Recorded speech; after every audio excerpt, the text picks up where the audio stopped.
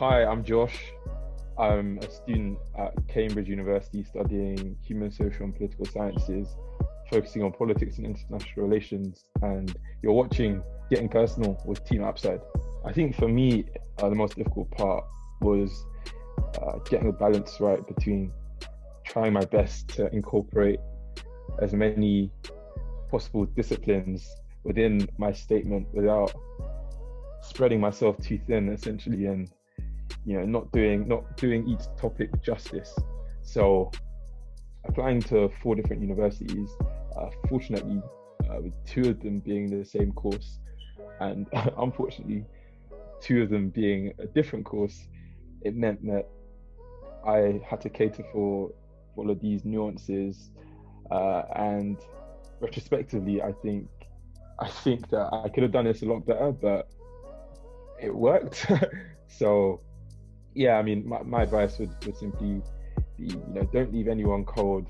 If you're applying for politics and international relations at LSE and HSPS at Cambridge, although the Cambridge HSPS course incorporates politics and international relations, it also incorporates sociology and social anthropology. So I think what I would say is try your best to at least maybe touch on or at least acknowledge the fact that you will be studying these different disciplines.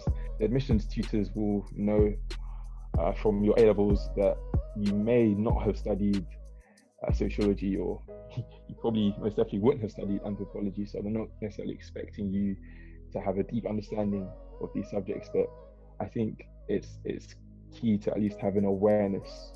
So I was fortunate enough to have a few mentors / friends that were already at Cambridge studying my course. People like Tony and Zareen as well, who have both just graduated with firsts, no pressure. So they were super helpful in terms of reviewing my statement and giving me tips on how I could best improve it.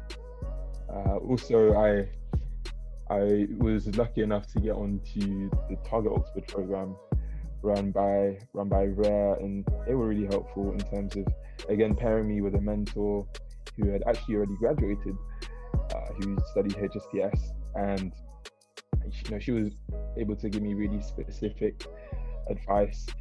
I'm talking about individual words and sentences which needed to be rephrased, and that was very helpful in terms of the specificity of the advice.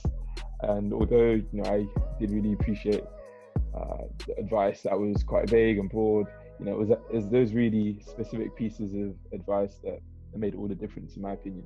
As well as talking about what sparked my interest, I also spoke about how ever since then I had sustained my interest in the things that I'd done. I talked a bit about extracurriculars very briefly, which I'll come on to a bit more so later on. I also touched on some of the stuff that I was studying in class, and how that how that made me even more interested as well. I then, in the second paragraph, I started to make it a bit more personal. I spoke about some personal experiences that led me to being even more interested in my subject. And I feel like it's very important to not forget that it is a personal statement. This is about you, and don't be afraid to talk about some experiences that you might think that surely they don't care about this, and this isn't going to help my statement at all. I feel like when you're able to use really unique life experiences and show how that shaped you and developed your interest in your subject, that's what makes the personal statement. Again, just trying to speak about some real life stuff that I've experienced, and how that sort of embedded a deep-rooted interest in sociology or politics. I think some of the extra, I should say co-curricular stuff that I do, such as poetry or spoken word, which I've been doing for a little over 5 years now, is something that I knew was quite unique. I sort of thought, what is it that I do that is different, essentially?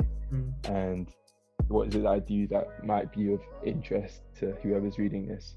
And it might be a job that you do. It doesn't necessarily have to be something related to academia. Essentially, it could just be something that you do that in a way has made you more interested in whatever it is that you plan on studying. So I'd encourage you to think deeply about that, and just try to think of something that's quite unique and not necessarily something that your average candidate might write about in their statement. Okay, I mean, one that stands out quite a bit for me, mainly because of, I guess, what that single experience led me to go on and do, was the sentence where I speak about how being a young black male in society has made me aware of the many biases that exist, such as being more likely to be stopped and searched. And I speak on the first time I was stopped and searched, which was when I was 15, and how that led me to go on and write a poem about the disproportionalities within the stop and search, with young black men in London being about 13 times more likely to be stopped and searched. Essentially, just speaking about what that one experience led me to go on and do, or it led me to go on and read the types of material that it sort of encouraged me to engage with, being quite an auditory learner. Actually, I really enjoy listening to podcasts and audiobooks and whatnot, and especially because it's something that you can do on the go, on the way to school, on the way to college. A few particular podcasts that I'd recommend are Over the Bridge, which is actually a podcast hosted by 4 Cambridge graduates who touch on topics such as masculinity, sort of mental health, social inequality, and just a wide variety of stuff. So I definitely recommend them. George the Poet has a very good podcast called Have You Heard George's Podcast?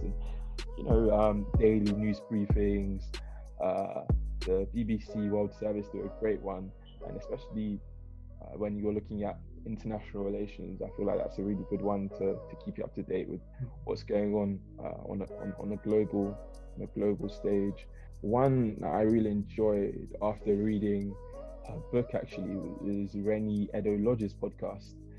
So in terms of drafts, it's when we look at it as in starting from scratch, I probably only did that maybe 3 or 4 times, and then I had the kind of core of my personal statement, I'd say, and then from then on it was just a thing of moving things around, adding in different experiences, adding in podcasts and reading. It's different for everyone, really.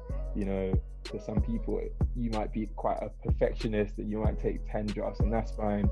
And one thing I will say is be conscious of taking on everybody's advice.